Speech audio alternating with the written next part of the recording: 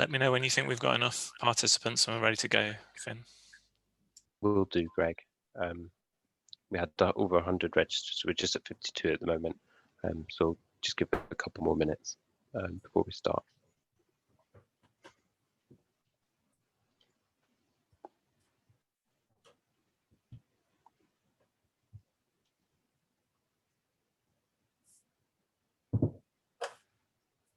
Don't type your password in front of the webinar. I think that counts as an IT corporate fail. But I think it does so.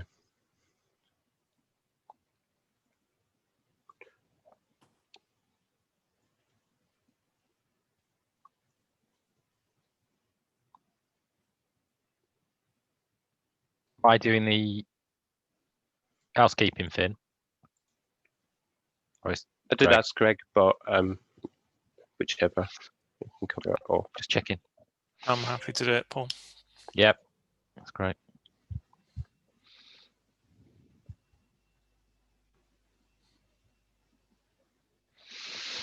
I think we've got Polly now. Yep. Okay, shall we make a start then, Finn? Yeah, good to go.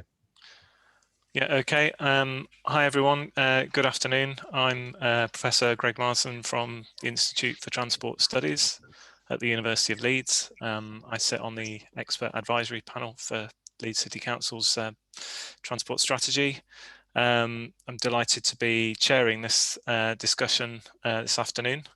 I'll introduce the panelists shortly, and then we'll have short introductory comments from each of them before we throw the floor open. But just the housekeeping first. So you'll note you'll have to have clicked the events being recorded, and we will upload it publicly on YouTube so that other people can see the nature of the discussions we're having, so that you can check out privacy notice if you want to, and I presume if you're not okay with that, you have to leave the meeting.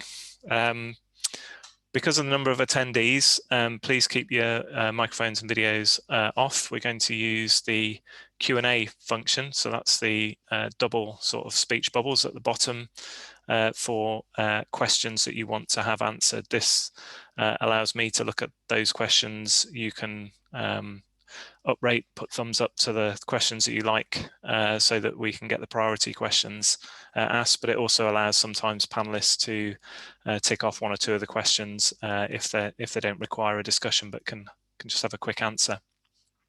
Anything else that you want to post in the chat, I won't be monitoring that as we go along, and we'll try and get through as many as we can, and those questions we can't ask, we'll get replies on them on the Commonplace website. There's a note here saying obviously we want the discussion to be lively, but please make sure that you don't post anything which is potentially offensive or discriminatory in content. We retain the right to remove any participants from the session who do that, and we don't accept obscenities, insults, and that is another reason why you could be removed from the session. So lively but friendly and constructive, I think is what we're looking for, please. And there's an email address there from for the Connecting Leeds Transport Strategy for any further queries. Okay, so that's the housekeeping. Let's get to introducing the panel members, and then I'll hand over to them in turn. So we'll begin with Paul Foster, who's the Transport Strategy Manager at the Leeds City Council. We have Andy Gouldson, who's chair of the Leeds Climate Commission, Professor Andy Gouldson from the University of Leeds. He also leads the place-based Climate Action Network, which is working with a number of different local authorities around the UK, trying to accelerate the transition to zero carbon. And Professor Gillian Annable, who's the chair of Transport and Energy, and the UK's leading light, I would say, on transport and climate change, and has been for a number of years. And then we'll finish with Polly Cook, who is the Chief Officer for Sustainable Energy and Air Quality at Leeds City Council. They each have about 5 minutes each is the brief. And so without any further ado, I will pass over to Paul Foster, who's going to begin. Thank you, Greg. So we have had a number of these sessions before, so I'm going to quickly go over what the transport strategy has in it, but really, if you want to know more, do check out the website. Please fill in the questionnaire around that, and there's a lot more detail on there, but I'll just go through briefly where we are as a bit of a recap. So we've set a strategy for a vision to be a city where you don't need a car, and that's about including everyone, making sure that everyone has an affordable zero carbon choice, healthy choice in the way they travel. So it's about providing all those alternatives for every journey that everyone makes. And I think I really want to stress that everyone and everywhere, because there's a huge range of solutions that are therefore required. It's not one size fits all. So the reasons we're doing this are threefold, and tackling climate change, including this session, is very much about the decarbonisation of transport. So I won't linger on that point, and I'm sure there'll be plenty of debate, and others will do that bit. But when we're talking about decarbonisation, we've also got to think of the other aims of the strategy, and they're in terms of delivering inclusive growth and improving health and well-being. In terms of inclusive growth, that's about making sure that everyone has access to the employment, education, leisure opportunities that there are in the city, and so a transport network that works for them.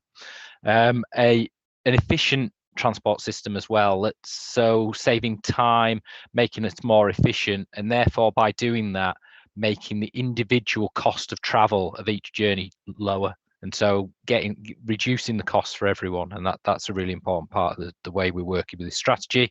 In terms of health, obviously there are huge physical and mental health benefits for active travel, for walking and cycling. You know, we've all found that probably through the last year, but also we need to reduce the impact of transport on our health as well, in terms of improving the air quality within the city and reducing the danger caused by with road safety and casualties on the road. So that's the essence of what we're looking to achieve with the strategy.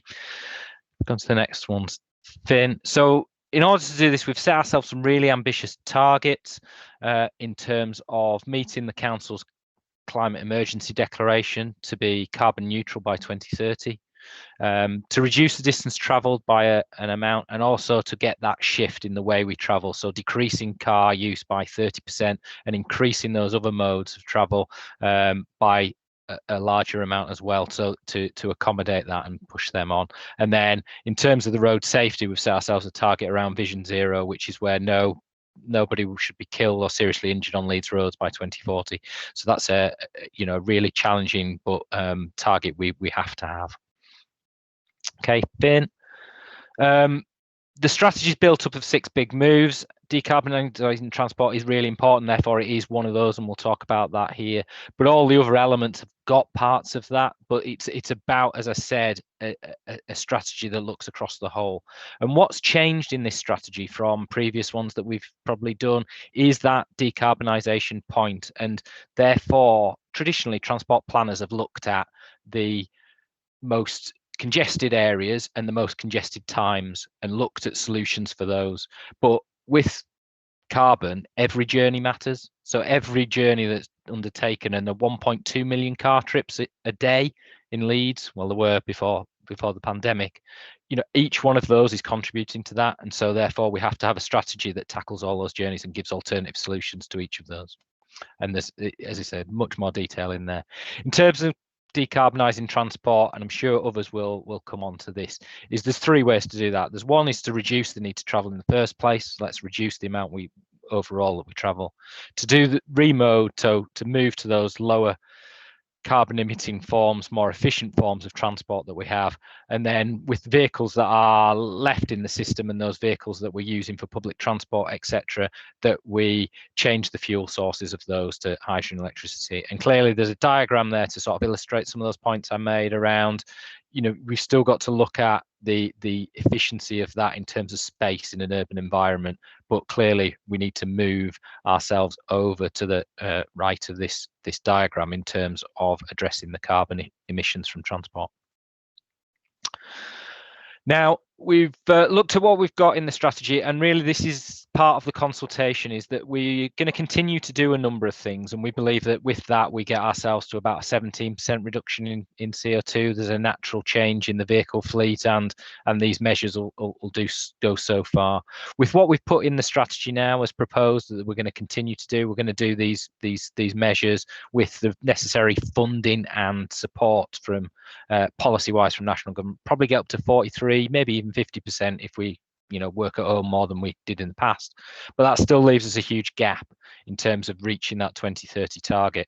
And so we've proposed a few other measures in the strategy that we believe would get us much closer to that. And I'm sure some of the colleagues on the call will give their view on those measures and how we might want to take those forward. So that's where we're at with the strategy. And really it's about understanding from the public of Leeds which of those we need to take forward to reach this target.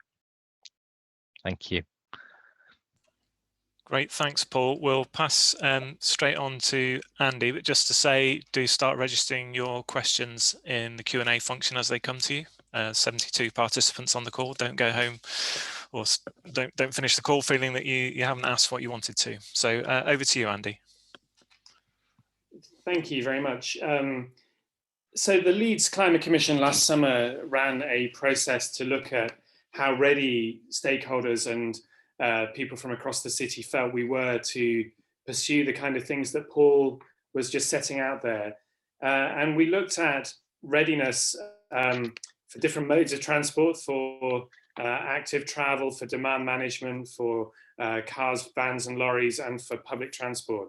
And we also looked at readiness across different levels of ambition, ranging from a low level of ambition, which we said was a 40% carbon cut from now through to 2030, a medium which was 60 and a high which was 90% reductions. And the aim was to kind of map readiness across different sectors, across different levels of ambition, and also across different forms of readiness. And for forms of readiness, we looked at how technically possible it would be to meet those levels of ambition, also how financially possible it would be, how much community buy-in there was and public support for these kind of changes, how ready we were in terms of policy, whether local or West Yorkshire or national policy, and then lastly at delivery and the capacities to actually do this should all of those other conditions be met. And in broad terms, what we found was that that we were largely ready to achieve a 40% carbon cut by 2030, that we were partially ready to achieve a 60% carbon cut, but we were largely or sometimes completely unready to get to a 90% carbon cut. So in a way that's not surprising, and where we find more interest and more incision is if we dive in a little bit to some of the specifics. So on demand reduction and active travel, the area where people thought we were most ready was around demand reduction, where the view of the different stakeholders was that socially, financially, technically, we were largely ready to be very ambitious on demand reduction. There were some barriers perhaps around policy readiness and how policy could facilitate more ambition on demand reduction. And there were some levels of doubt about the level of community buy-in from some sectors of the community across Leeds to really manage transport demand in that way. We were slightly less ready to pursue high levels of ambition for cycling or for walking. And the barriers there related to financial readiness to invest in the infrastructure changes needed to deliver high levels of ambition, very aggressive expansion of walking and cycling. And again, community readiness, that there was a sense that, not, if we want a 90% reduction, then 90% of the community were not on board with this. And I think this shows up more broadly, this question of building a social license for being really ambitious in the way that we go about delivering change in behavior and mode shift and so on around transport. When it came to vehicles, vans had the highest level of readiness, and there was a sense that in that section of the fleet, that there was generally a high level of readiness. The cars had a lowish level of readiness, and lorries were very low. In fact, of all the sectors we were looking at, lorries had the most significant challenges financially, in policy terms, in technical terms, and in terms of community buy-in, in that sense, from the business community. So really significant barriers in some of those areas, and perhaps some opportunities to rethink the nature of logistics and last mile delivery around vans and the switch to EV, for example. And then lastly, on public transport, there was a medium level of readiness on average across buses and trains, but with financial barriers preventing the high levels of ambition for improving levels of ridership, but also the fuel types and switch to EV or even hydrogen buses in bus transport, and significant financial and delivery barriers in trains. And although there was a lot of community support, a real feeling that those financial barriers and the challenges of delivering higher levels of use of trains and also expansion of the train system before 2030 were really significant. We also looked at mass transit, and there was a clear sense there that although the longer term interest and appetite for that was significant, the potential really to roll out and to benefit in carbon terms from a significant expansion in mass transit before 2030 was really very limited. So what this told us, significant need to build community readiness, and obviously there's a kind of co-evolution aspect to that. The community could be ready with more affordable and better bus transport services, for example, and so community readiness could come with policy change and with financial change and so on. Also a need to provide and facilitate change in terms of increased provision of EV infrastructure and so on, which I know is happening, but whether the take-up will be enough to deliver on a high level of ambition, not sure. And also some need for change in terms of policy and planning to facilitate high levels of ambition. And I stress that that's not only at the city council level, but that is a multi-layered aspect, that some of that is to do with city, but also some of it to do with regional and some of that to do with national policy. So I think the headlines, finally, just to sum up and finish, were that, quite possible to get to a 40% carbon cut by 2030, possible probably with some stretch to get to a 60% carbon cut, but major challenges to get to 90% or beyond. So perhaps nothing surprising, but I think what we then need to think about from there is exactly what kind of interventions are needed and how we can be strategic to address the blockages that are going to stop us, according to the workshops that we ran, from reaching net zero by 2030 within the city. That's great. Thanks, Andy. I'm going to pass almost straight on to Gillian, just to say there's some great questions coming through. Please do use the Q&A function though, not the chat function. We're getting questions in both, and I'm going to order using the Q&A function, so please keep them focused there. Okay, Gillian, over to you. Brilliant. Thanks very much, Greg. And this is my first opportunity to really say congratulations on this vision. I haven't had the opportunity to congratulate Paul and his team. And I find myself in, I think it's a pleasant conundrum, but certainly a curious one, which is that the ambition that's been set out in the vision is very challenging. And Andy has just explained why that is. So I don't need to really talk about the ambition because it's there, and it's there for good reason. And I don't need to really talk about the challenges. So I've chosen just to pick out a few points that may be a slightly different cut across things, but that are sort of top of my mind at the moment.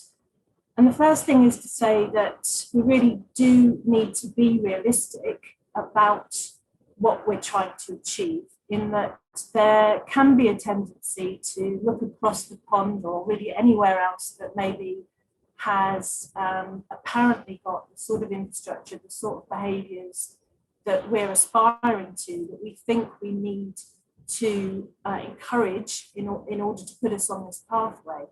The problem is that nowhere, apart from very small neighbourhood type scale of change, has achieved this scale of change, and certainly not this speed of change. And unfortunately, looking around at some of the statistics, most recently actually, and I look at places that we know and love in transport terms, the Copenhagens, the Zurichs, the Amsterdams, the Freiburgs, and they are all experiencing most recently increases in carbon emissions due to the increased size of cars that are running around on the roads. And that's one aspect which at a local level is very difficult to manage. So we have to be realistic about what the drivers, I hate that word in this context, what the forces of change are, and really what the speed of change is that's realistic.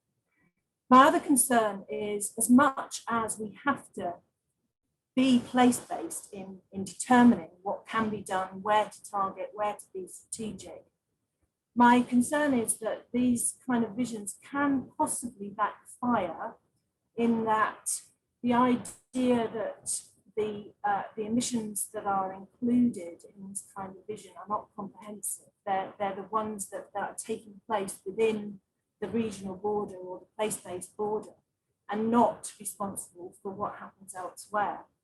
And in flicking for a moment just to talk about communicating and bringing people along with us, this is very important, because people can get very complacent if they think that they're living somewhere that's actually better than anywhere else.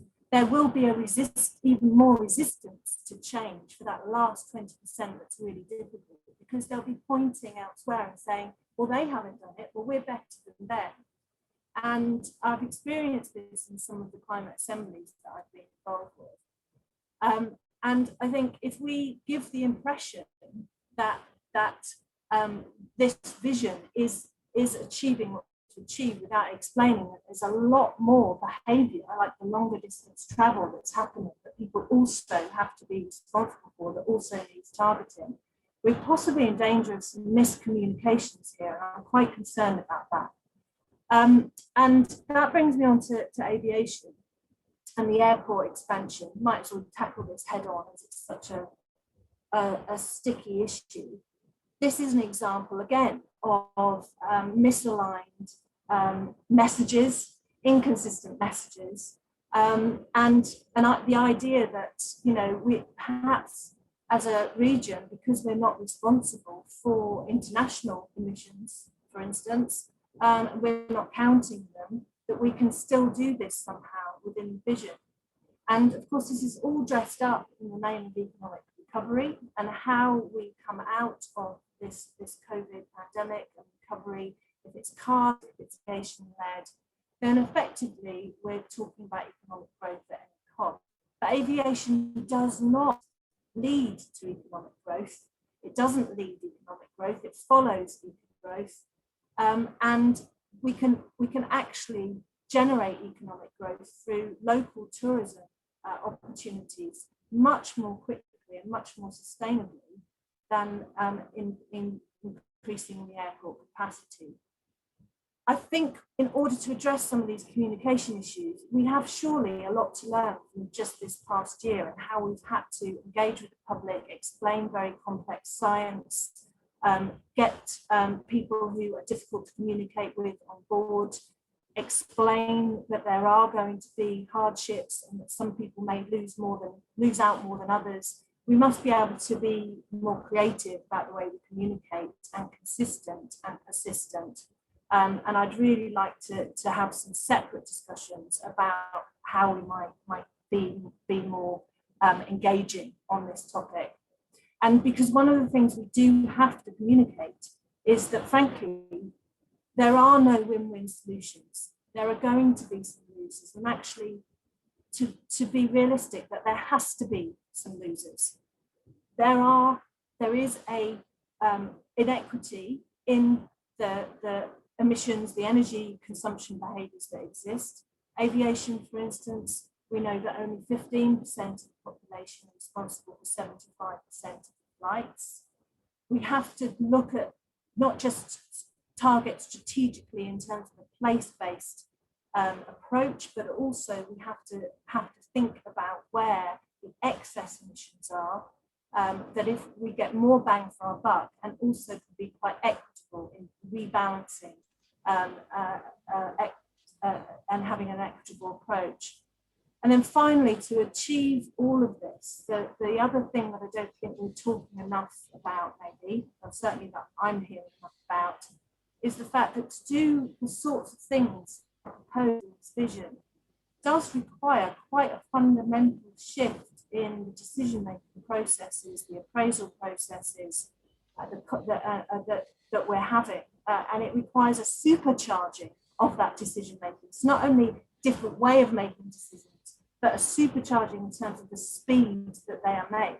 And I'm not seeing anything that's happening that's going to sort of allow that consistency across portfolios and speed to happen. So that's me for now. Great. Thanks, Gillian. And yeah, one or two people picked up some difficulties with the sound quality. We are aware of that. We're sorry about we haven't managed to find a technical fix for that, I'm afraid. It just appears to be today only for Gillian that this is happening. Okay, so let's pass on then to our final speaker, Polly Cook, who's Chief Officer for Sustainable Energy and Air Quality. Thanks very much, Greg. So I think what I'm going to talk about is maybe more on a very sort of practical level in terms of some of the things that have done. We've heard the sort of strategy from Andy and Paul. So are you not wishing to sound like Chris Whitty, but can I have my next slide? So in terms of what's happening in the city, we've got lots of different schemes going on to try and encourage kind of a more rapid move towards both active travel through our electric bike trial, but also through our electric vehicle trial scheme. So quite early on in the days of electric vehicles, people were very cautious, and you often got people quoting range anxiety. I'm not going to be able to cope. I can't do my day-to-day business. So one of the benefits of the van scheme is that you're allowing businesses to try it before they make that commitment. And actually what we're seeing is, you know, a good uptake after they've tried that van. So the idea is it starts to have a kind of multiplier effect, and we did that in conjunction with Highways England. The electric bike trial works on a similar basis, allowing people to trial that technology and see if an e-bike works for them. And so far, we've had over 2,900 miles completed by e-bike. We've had a few challenges because of COVID in terms of it's meant to be for commuters. Lots of people are working from home, but we've changed the target to sort of more key workers. And then as a council, we have the largest electric fleet of any local authority in the UK. And again, I think it's that leading by example in terms of showing what can be done and what's possible. Can I have the next slide, please? Thanks.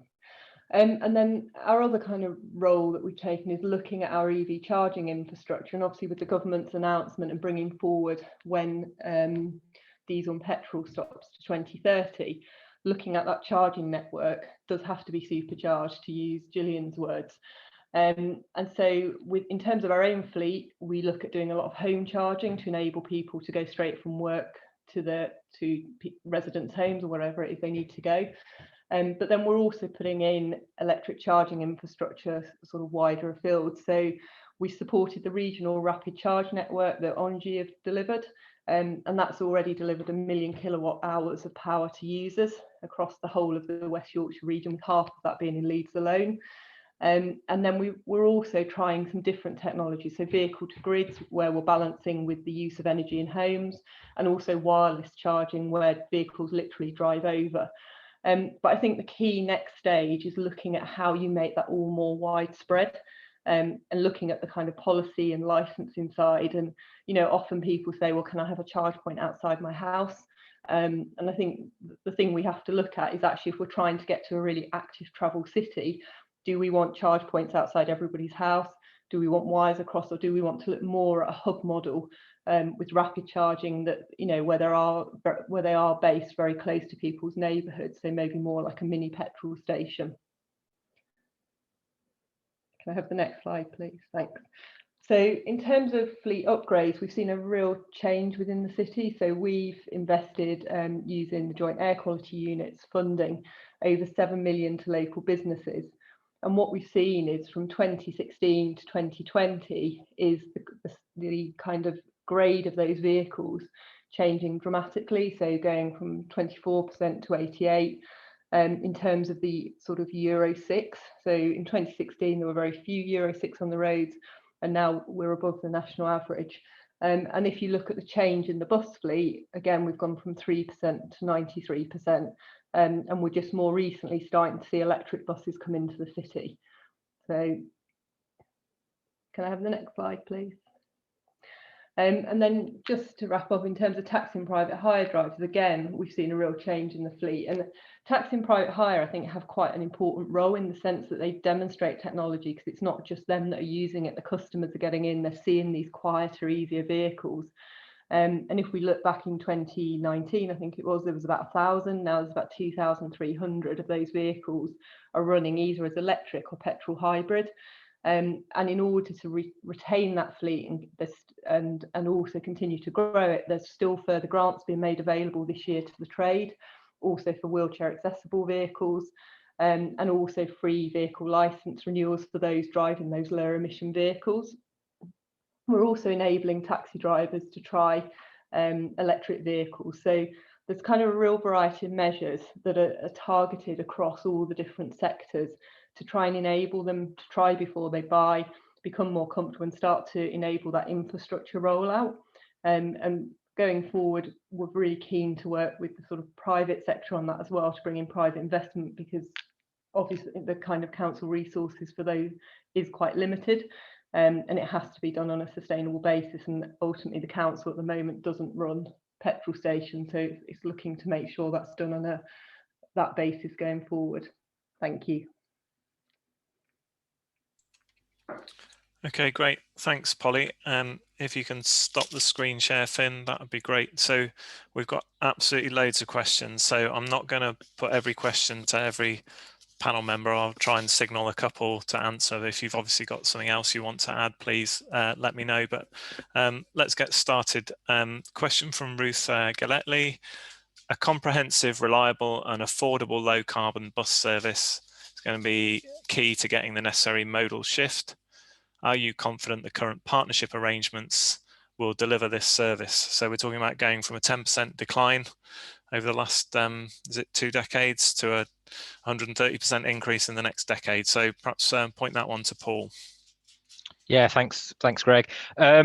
In the next week or so, we are having a webinar specifically on public transport, and I think we'll have representatives from the Combined Authority there who can probably go into that in much more detail, much more than I can. But I agree with the points that Ruth's making, and I think that's why in the strategy we've talked about how that target and that need for that shift is apparent. We have to work with the Combined Authorities and the bus operators. We've got a current model that we are pursuing, but there is definitely that case that if that's not succeeding, then we may need to look at other options. And as we have a mayoral authority coming on board, you know, what might that mean, and what powers might we have to pursue for that? So I think there is more work to be done in that field. We're having to try and develop what we can with the current partnership, and I think it's worth noting the point Polly made around the bus fleet changes.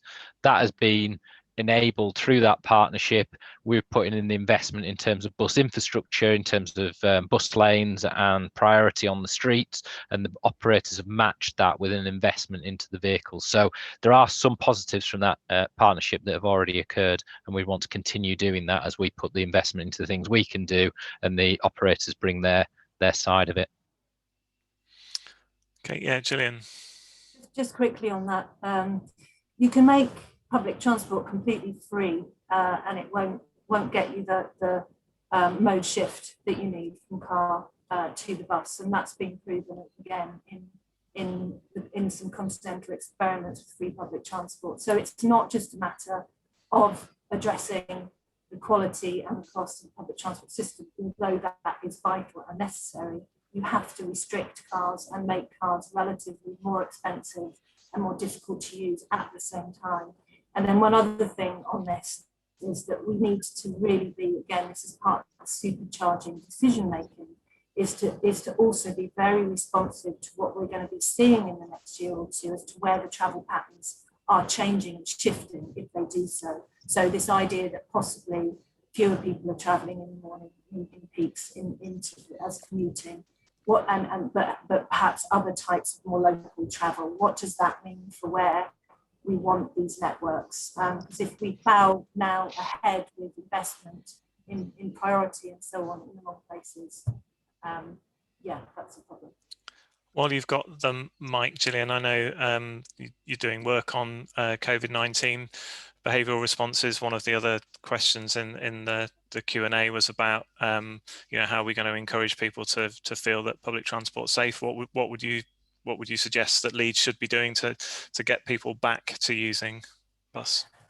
Well, I mean, I certainly hope that the messages from on high, not just locally, are more consistent. I mean, the idea that we're going to encourage people back to pubs and on airplanes and so on, but still be saying things like Sunak has this week that we can't hit the cost of motoring because people are having to spend on their cars so much more, etc. So these messages do have to come from on high.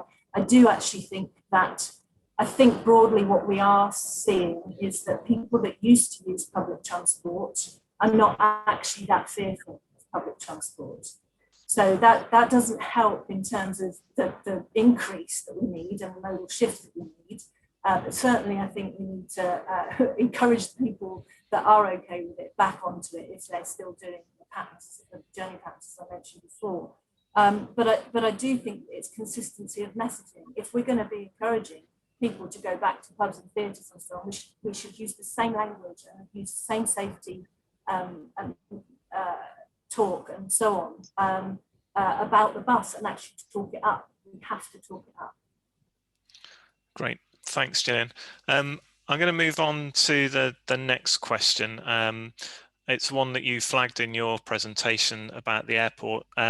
So we've had a few comments, Mike McGrath, and we had one from Phil as well. So how has it been possible for the council to ignore the environmental implications of expanding the airport? How is it that we have planning decisions which appear inconsistent with a statement that we want to be zero by 2030? So I'll start with Andy, if I could, sort of Leeds Climate Change Commission, and then ask either Paul or Polly to sort of give the Leeds City Council view on the planning process and the decision that was taken.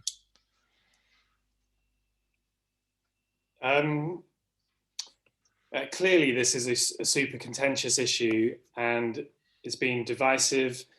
And if we look at it just through a climate lens, then I think it's pretty clear, what this means and how it will require a redoubling of all of our efforts and make achieving net zero much harder. I know there are other perspectives and other criteria to balance, like jobs and connectivity and so on. I think, the main element of this is around the lack of a national aviation strategy. And I don't think that gets us out of all local responsibility for it. But I think the absence of that strategy and I think we have to say fairly real claim that if Leeds didn't expand, the flights would still go somewhere else. Passengers would travel and fly from a different airport is to some extent justified. Some of this is down to kind of techie carbon accounting as well. It's, of the people that use Leeds Bradford Airport, there's an equity issue. The frequent flyers issue is a real one. A small number of people are responsible for a significant amount of flying and the carbon emissions that come from that. And I think we need behavioural strategies, but targeted ones and proportionate ones, which focus on frequent flyers. But part of it, I think, is also down to a recognition that although the Leeds Bradford Airport is within the boundaries of Leeds, I think it's less than 20% of the passengers that use the airport are from within Leeds, and we need a regional strategy and a coordinated approach across the region, as well as one just focused on Leeds. And I think the absence of some of the infrastructure to enable joined up thinking on that is part of the reasons why we've kind of come up with a lowest common denominator decision, maybe from a climate perspective on this issue. Okay, thanks. Paul. Yeah, or thank you. Ollie? I'll take this one. I guess there's a point around what we can say as officers, given there is still, you know, a planning application and the conditions are still being agreed, still yet to be determined and agreed as part of this. But I think, harking back to that, there was over 9 hours, I think, of debate, and I for one was quite hooked on it by the end of the of that debate. And I think those arguments that Andy's just set out were all discussed in detail, and the individual members of the planning committee gave their justification and reasons for the choice they made. I think what probably needs to be said is that is in terms of what we can lead. You know, the recommendations in the report were very much around the planning regulations and the legal context and advice that we got around that application. So I think, again, very much around there is a need for a national and international strategy on aviation. Maybe the planning legislation and opportunities are not strong enough for us to actually, as the council, have the power to make that decision and make that choice in that way. So I think there's a level there of where the council has done what it can in the context, and clearly some will agree and some won't agree with that decision on principle, but I think you've got to understand the context that it was made in. And then I think that point around, as with all of this, is what does the council impose on individuals and businesses, and what can we or should we impose on individuals, and where is their individual choice? So those the argument around people traveling to other places to fly, what we should really be focusing on is, should they be flying at all, and it doesn't matter where they fly from. Actually, our focus of our campaigning and our work going forward has to be to educate people on the impact that flying has on the carbon emissions and what effect that has on us as a society. So I think there is a level of the council's accountability and what the council can do, but also there is an individual element to this as well. So I'll leave it there. I'm sure not everyone agrees with that point, but I think there's Yeah, okay. Can I just push this back to you, Gillian? You talked about consistency of messaging. On the one hand, we're saying perhaps people will need to, on average, cut their mileage by 900 miles a year, making a whole load of massive behavioural adaptations. But if you want to go to Prague for the weekend, that's absolutely fine. Do you see this as easy for the council to put together with its other commitments? No, I really don't. And it is at a national level and not just at a local level, this inconsistency. But I think it's entirely counterproductive. I mean, you talk there, Paul, about sort of individual responsibility. If we really, I mean, I've got a lot to say about that, but I won't go there now. But if we really are going to put responsibility on individuals, then we simply cannot blame them if, when they look out their window, it doesn't look like there's a climate emergency going on. It's just, we simply cannot. So you can't have both. You can't have, we'll build this airport and have lots of inconsistent messaging and expect people to be individually responsible. Those things just don't match up. But I didn't watch the debate, and I'm not sure that my blood pressure could have taken it. But I am curious as to the very current discussion about whether aviation is going to bounce back, because as much as the aviation industry are talking about, the sign that business travel was declining before COVID, and certainly hadn't bounced back since before the past recession. We're now going to have conference shame as well as flying shame going on, and various things around that. we've got a recession, and we know that aviation lags economic growth, doesn't lead it, and therefore it's going to be many years before we see the signs of a grand recovery. There doesn't seem to me to be a case for it, given the current demand projections. The case surely has to be reevaluated based on new projections of aviation forecasts. So again, I don't know if that's been part of the discussion.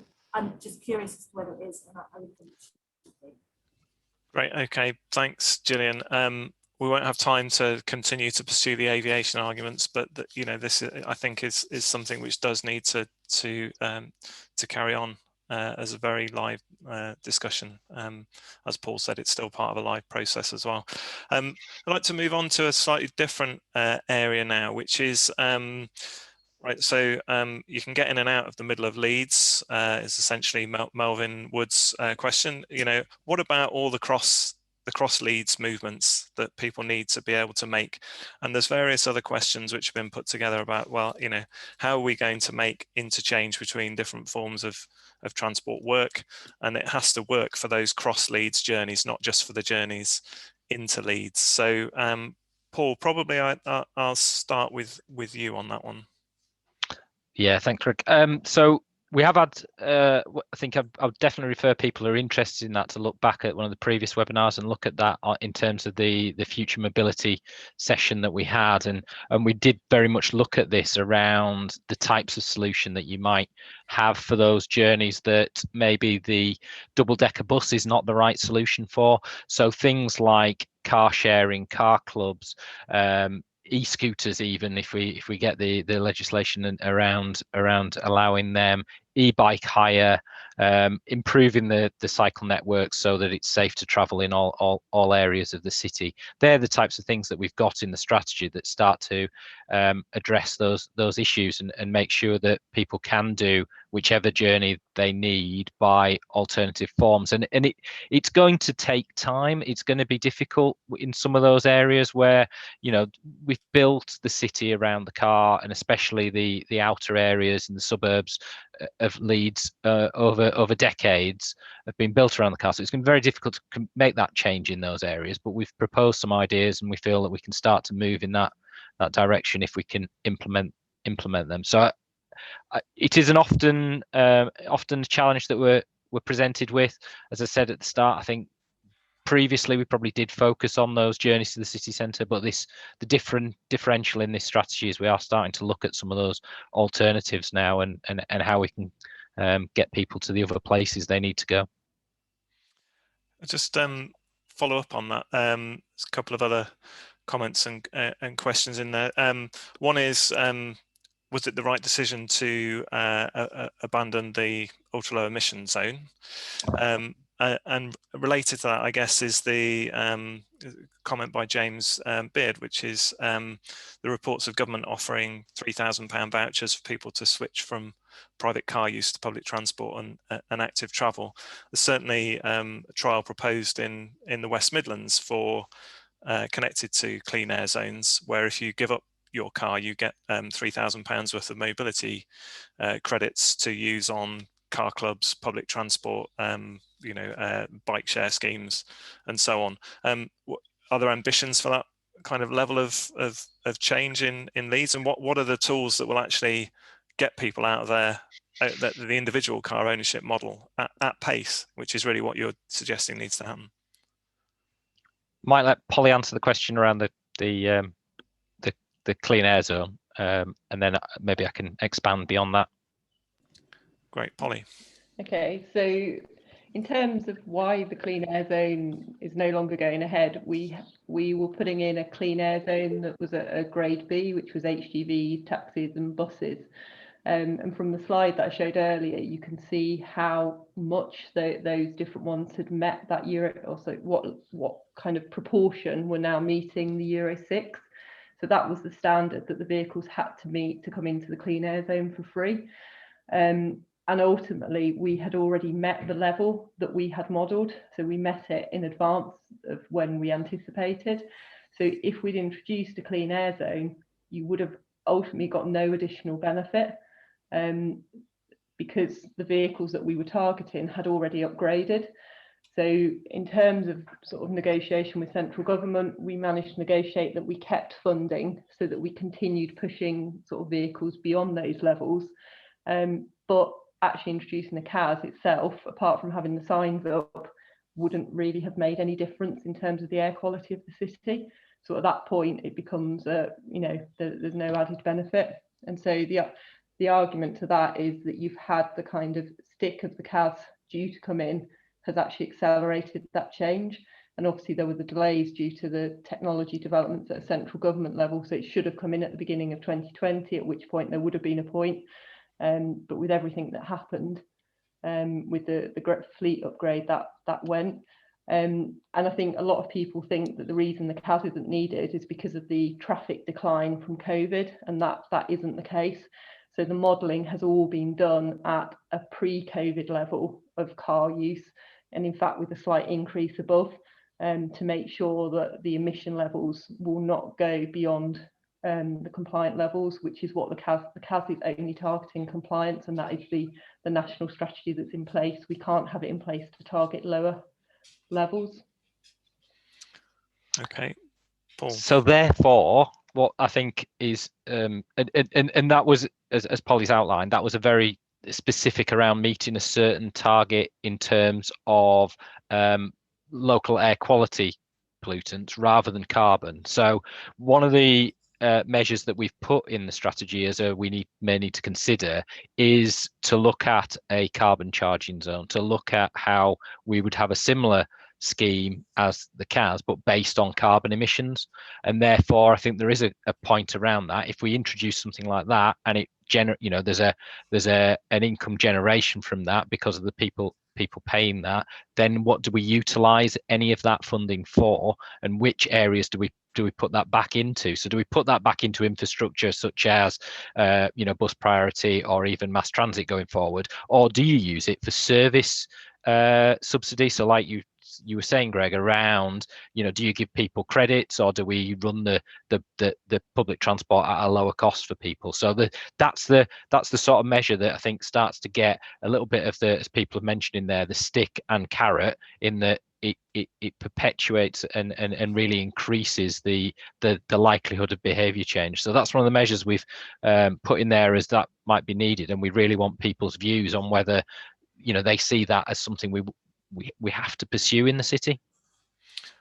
Can I come to you, Andy, on that? What's the work of the Climate Change Commission said about both the necessity and the readiness? What's the barrier to kicking on with this? Because we've got a policy gap of 57% by for 2030, and you look across the whole period, there's a lot to be made up.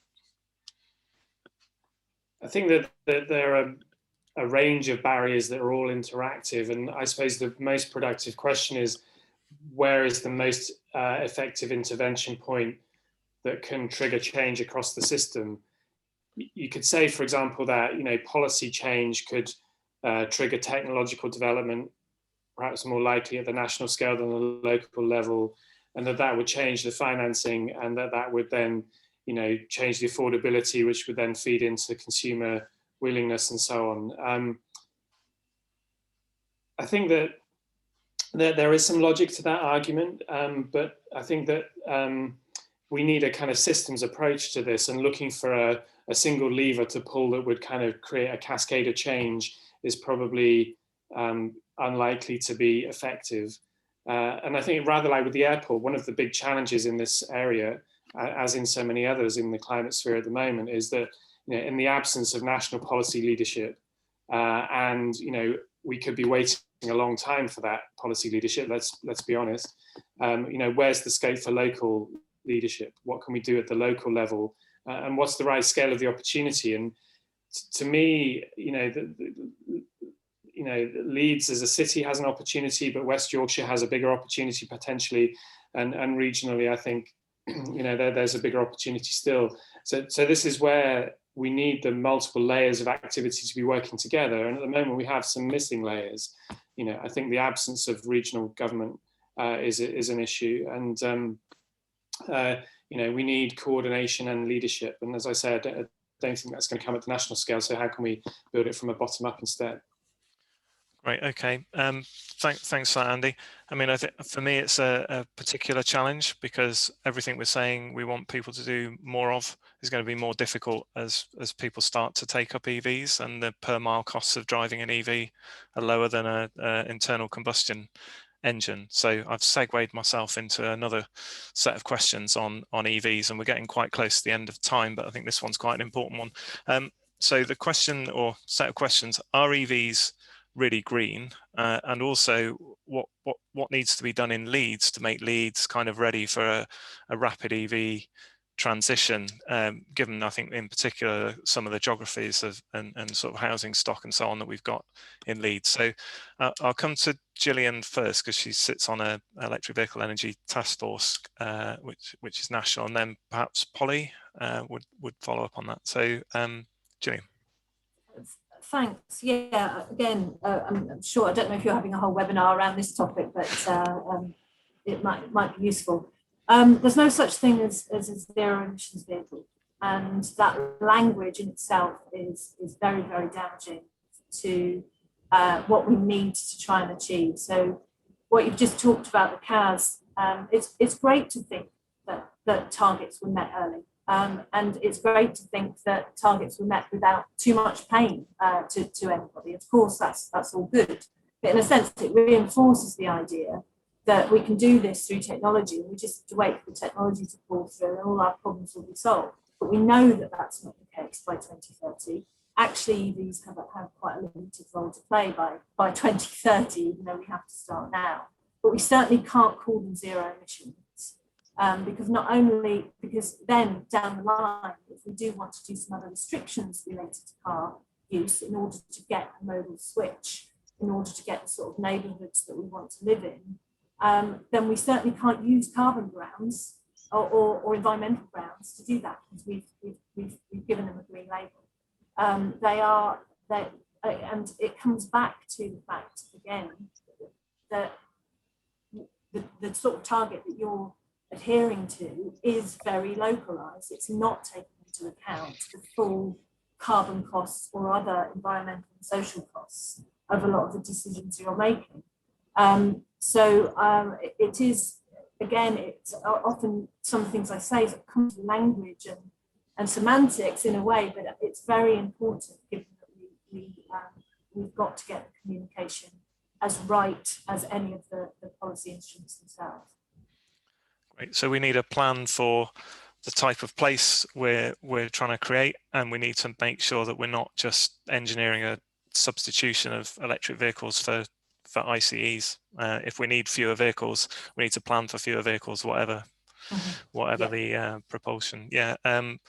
Paul or Polly, anything from the city council's point of view? You know, how can we make sure that Leeds does this as well as it can do?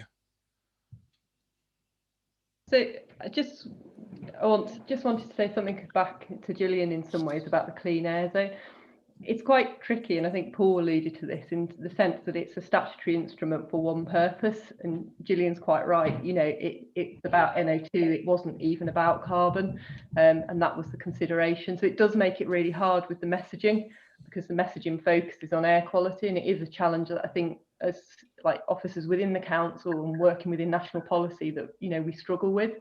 And you end up trying to communicate issues at a more simple level, and actually there's so much complexity behind the policies and restrictions that you're working within.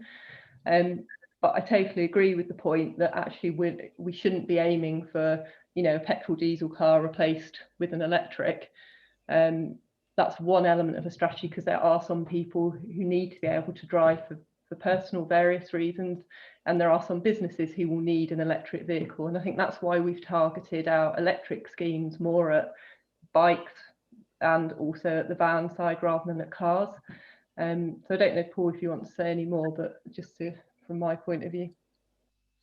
No, I think that's right, and we're going to continue to look at what the infrastructure is necessary for charging across the city, continue to invest in that, look at solutions for the residential on-street parking, and charging, and how that can be enabled given the housing stock we've got across the city. So I think there's a number of solutions there that we're looking at there. But as I think probably as my starting slide set out on this, first we need to reduce the need to travel, or the distance we need to travel first, and that bit around planning and integrating with planning in terms of not only traditional planning where we build things and what we build in places, but actually how we plan our services that the council and others deliver across the city as well. So I think there's those elements to do that. We then look at the remoding, and then sort of finally we are going to have to do this piece of the jigsaw around conversion of those vehicles and the residual. But I think that answers some of the questions about, it's not 100% every car changes to electric and we've solved the problems of the city. We haven't. We've got to look at those other two alternatives first.